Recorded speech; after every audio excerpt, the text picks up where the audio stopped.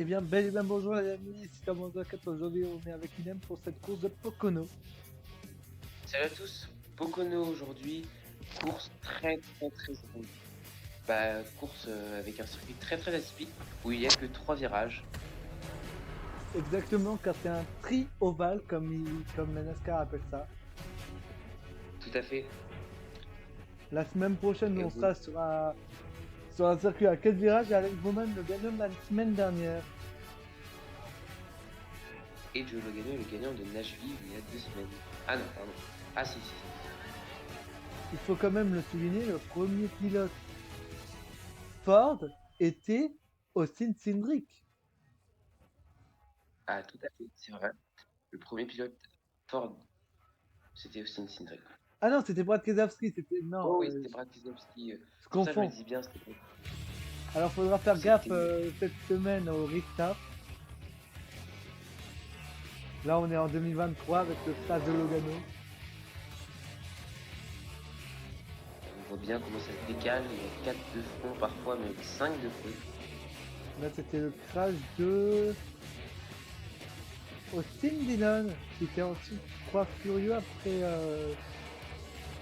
Non, ça c'était pas à ce moment-là. C'était pas au restart, je me souviens, c'était peut-être. Ouais, c'était un autre moment de la course, je pense. Oui, et Larson qui s'est fait crasher en dernier, je crois, au restart. Evan Hawthorne parti avec Ty Gibbs en pole.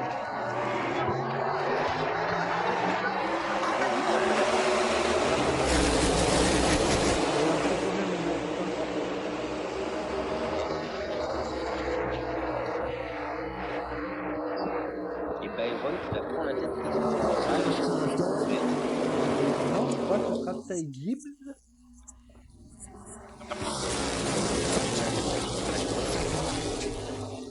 Les deux côte à côte. Et je crois qu'il y a les 5 voitures Hendrick dans les 10 premières places. Vu que, Oui. vu que Boyman est 5ème. Ah non, j'ai vu Larson un peu loin. Bah, on voit Larson et Elliott à la fin du top 10. Ouais, ils sont sûrement à la fin du top 10. En fait, il y a Bowman et Byron qui sont loin devant, alors que les deux autres sont derrière. Ouais, tout à fait. Alors que les 3 voitures de Guild Racing sont devant. Ils sont premiers, 2 et 4ème, vu que Truex va te dépasser maintenant. C'est fait. Et non, il se range derrière. Ah, bah... Byron qui a une meilleure sortie. Il a une meilleure sortie de virage à l'extérieur. William Byron. Et Ricky qui attaque Bowman derrière et qui passe. Et regardez, grâce à une BC, bah maintenant, et bah, c'est automatique. Alors que se passe-t-il pour Kyle Busch? Encore des difficultés cette semaine.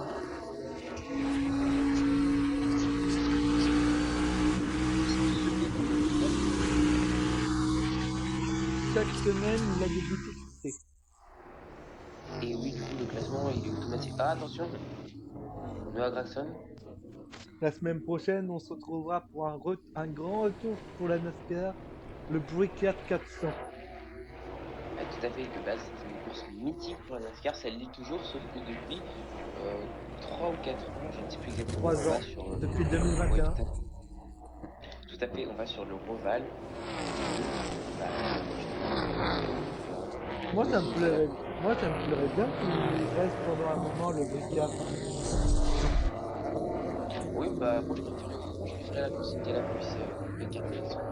Franchement, je préférais largement le Brickyard que 300, la course du Roval, donc franchement, je préfère que ça reste. Pour l'instant, c'est toujours un Ty Gibbs avec un William Byron à côté qui sont en tête. Attention, Ty Gibbs qui s'est loupé. Berry qui s'est encore plus loupé. Tout Et à c'est fait. Truex qui a pris la meilleure. Tout à fait. Ty Gibbs qui est arrivé beaucoup trop vite dans le virage. Et du coup, Martin Truex va-t-il avoir une victoire cette saison avant de prendre sa retraite? c'est un peu la question qu'on se pose tous. Pour ça,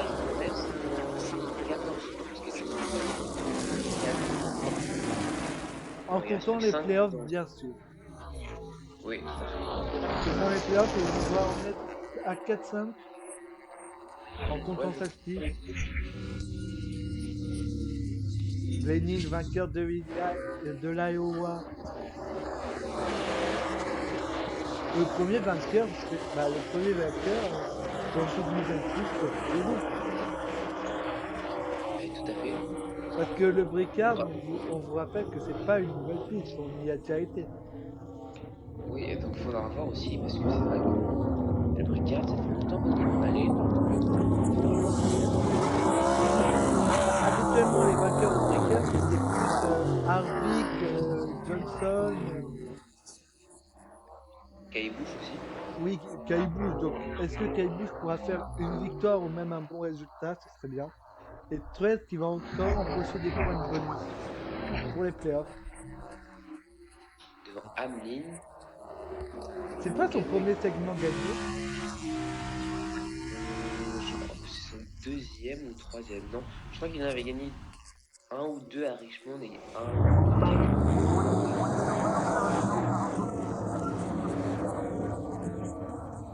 Elliott gagnant du Texas.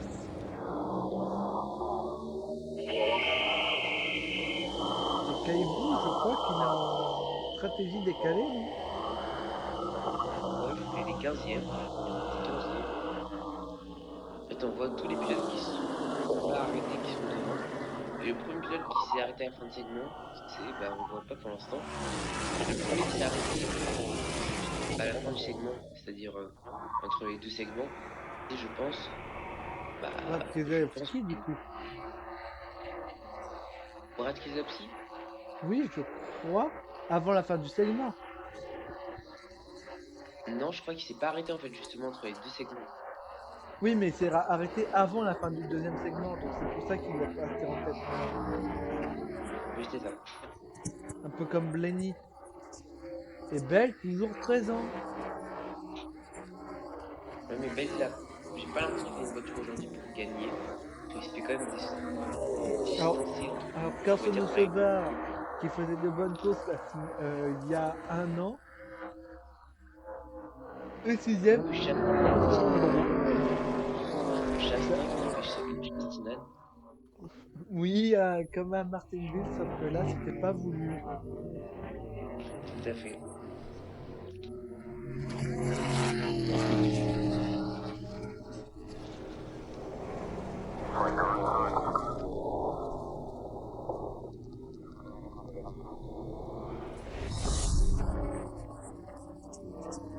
Ah, de l'alcool à la pêche. Ça doit être bon, non? Bien sûr, on vous conseille pas d'en boire. Eh non, C'est juste pour le sponsor de, je crois, Chastain qu'on dit ça. tout à fait. Ou alors Et je... ça peut aussi être le sponsor de Caillebouf. Ouais, mais les sponsors, je trouve pas injuste. Non, en fait, c'est le même, mais sauf qu'il change de couleur. Parce qu'il y a divers fruits. Josh Berry en Oui, tête. c'est vrai. Je rêve ou je vois Josh Berry en tête? Et non, tu n'aurais pas Josh Berry. Il est en tête, mais pas pour longtemps, je pense, parce que Hamlin va le dépasser. Hamlin, qui a gagné 2 fois d'affilée sur circuit. Enfin, il a été premier au-delà de la ligne, mais pénalisé en 2022. Il a fait la victoire en 2023. Hamlin, c'est un monstre. 7 victoires sur ce circuit. Ouh, c'était propre quand même. Beau dépassement de Denny Hamlin pour la À tête. un moment, j'ai cru qu'il allait le foutre dans le mur, mais pas du tout. Il n'a pas besoin de ça Hamlin pour avoir la tête. Très Ah, rapide Hamlin. il a fait 10 leads en une semaine. Il est avec Bléu, là, non? Ouh! Personne ne se bat. Ah non, c'est Doug Gilland. Doug Gilliland, pardon, pardon Ryan Bennett, j'ai cru que c'était toi. Et oui, il s'est fait fermer la porte. Ouais, Et il n'a pas aimé ça. Il n'était pas clear, comme disent les Américains. oui. J'ai l'impression que Austin Dillon a une meilleure saison que Kyle Busch. Bah, à mon avis, c'est pas une impression. Même si ça se ressent pas forcément au point, j'ai l'impression C'était que qui si cette ça personne qui vient de danser? c'était, je sais pas, comme une metteur de la télé américaine. Oui, ou un sponsor de la course. Tout à fait. Mais au final, pour en revenir à Kyle Busch, je pense que sur les 5 courses, s'il continue à faire de très très mauvais résultats, bah, je pense qu'il va se faire dépasser par son coéquipier. Et regardez, Kyle Busch a réussi à rester dans le tour du leader. T'es juste devant William. De toute façon, il aurait eu le free pass. Ouais, Hamlin qui avait une avance de 9 secondes sur son petit adversaire. Ouais, attention. Alors, habituellement, l'année dernière, c'était au. Je crois que c'était à peu près au deuxième restart où il y avait plein d'accidents dès le restart. C'est ça. Donc là, on est passé un peu plus loin de ce qu'on. Tout à fait. Et Bennett est encore super compétitif dans cette course-ci. Le champion de l'année dernière. Vraiment des pilotes qui sont bons partout en fait. Un peu comme Ty Gibbs. Donc Ty Gibbs, c'est un jeune pilote, pourtant, c'est deuxième année de rookie. Et pourtant, il continue à impressionner. Il est largement dans le top 16. Au point pour l'instant, c'est le deuxième mieux placé avec Truex. Et c'est sur ce circuit-là qu'il a commencé à être en Cup Series en 2022. Peut-être, ça je me souviens pas En forcément. remplacement d'un certain Kurt Busch. Ah oui, c'est vrai, tout à fait. Kurt qui était allé dans le mur en essai libre en qualification. Je me souviens pas très bien. Alors, je sais plus si c'était en qualif ou en. Ils se sont pas pressés là, c'est Josh Gray.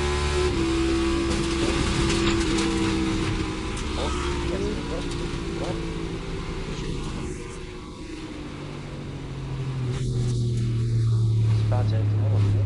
Il y a beaucoup de moteurs qui cassent, j'ai l'impression, cette année. Bah, il y Bah, en comparé a. aux autres années, Bah, je crois que l'année où il y a eu le plus de casse moteurs, c'est quand même pour moi en 2013, en 2013 à Daytona, il y a eu beaucoup de casse moteurs. c'est vrai, mais pour ma part, moi, je regarde pas la NASCAR à ce moment-là, j'étais jeune.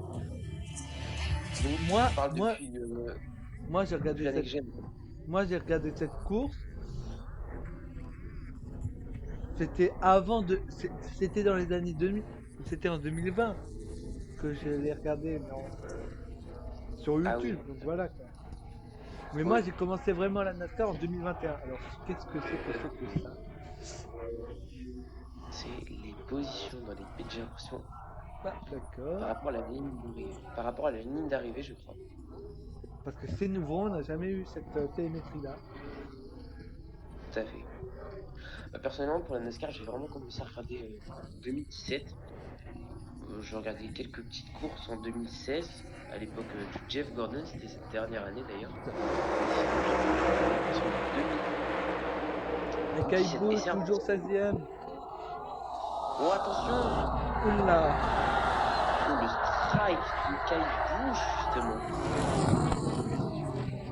Bon, bah, Kyle Busch ne gagnera pas cette course et sera dans les points, parce que tout le monde marque des points en NASCAR, c'est pas comme en F1. Mais il ne marquera pas de gros points aujourd'hui, ça c'est sûr. La voiture complètement détruite et ça va être un abandon.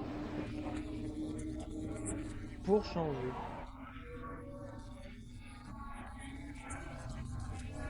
Bon, c'est pas son pire abandon, parce que pour moi, je pense que son pire abandon, c'était quand même à New Hampshire où il s'est craché sous drapeau jaune. Ouais, tout à fait.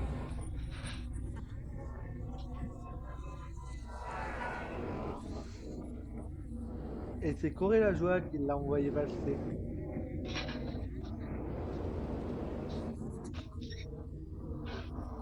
C'est un pseudo Big One, je dirais.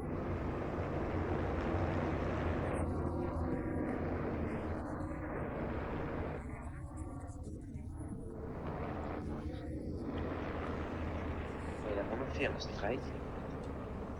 Et c'est, j'allais dire Custer. Non, c'est pas Custer, c'est Ryan Free. J'allais dire Custer qui était. Oui, parce qu'en 2017, c'était Cole Custer dans cette voiture, non? Tout à fait, et même depuis quelques. Ça fait pas longtemps qu'il est parti de Custer. Attention, c'est The une limite Smith, check, je crois, avec Zen Smith, tout à fait. Mais on se rappelle de la victoire de Cole Custer.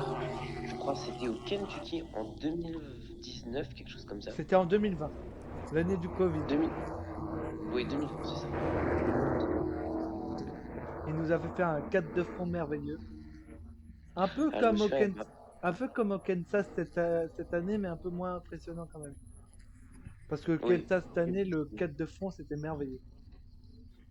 pour la victoire. Et je pense que honnêtement, s'il y avait eu que ce ne serait-ce que la ligne d'arrivée plus tard, Elliott ou Truex aurait gagné parce qu'ils avaient une meilleure Ah non, mais position. c'était pas à la fin, c'était un petit peu avant. Ah oui, Soit, bah oui. soit c'était un peu même un 5 de front. Et Ty Gibbs, encore un casse-moteur. Ah, je vous ai dit. C'est vrai qu'il y a beaucoup de casse-moteurs. Même pas seulement sur cette course, hein, cette année en général, il y a beaucoup de casse-moteurs sur les courses. Parce que l'année dernière, je pense qu'il y a eu quasiment 0 casse-moteur. Oh, c'est Joe Gibbs, je pense que si. Ah oui, c'est vrai. Chez De Gibbs en fin d'année, chez Kyle Busch, Truex, il y a Ah eu. non, Kyle Busch, il Ah oui. était déjà dans la numéro 8. Oui, mais l'année de Kyle Busch, où c'était en 2022, il y a eu beaucoup de casse-moteurs. Bah oui, bah en même temps, il a annoncé qu'il allait chez Richard Kilroy. Joe Gibbs lui a donné les pires moteurs. C'est Regardez Bowman, va-t-il pas nous faire un doublé? Ça serait pas mal. franchement. Celui qui n'a pas gagné depuis le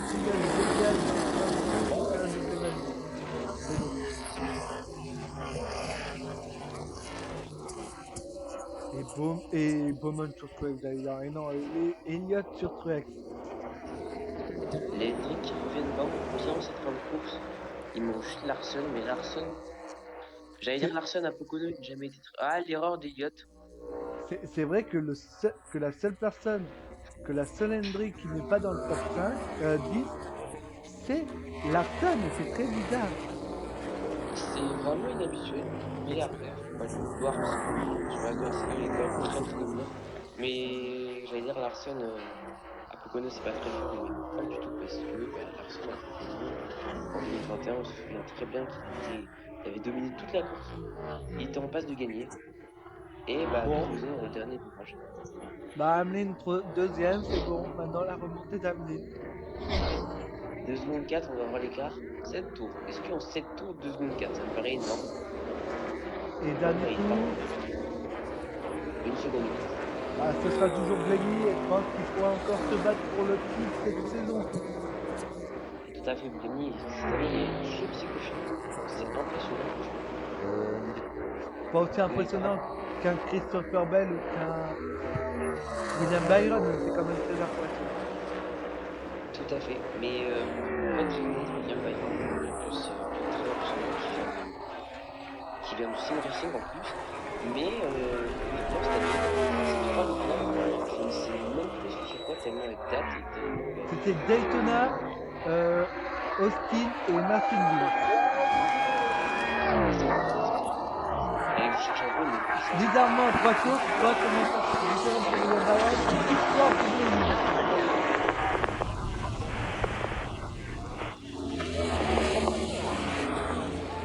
Blaney, deuxième victoire, va-t-il reburn parce qu'on sait que c'est un deuxième burn.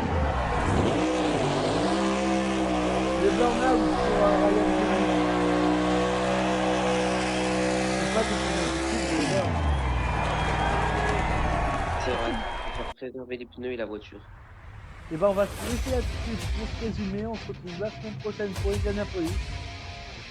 Et oui, la semaine prochaine, le retour de Lucas 5 ans, le circuit mythique, le coup de Fort Bye bye, et à la semaine prochaine. Bye bye.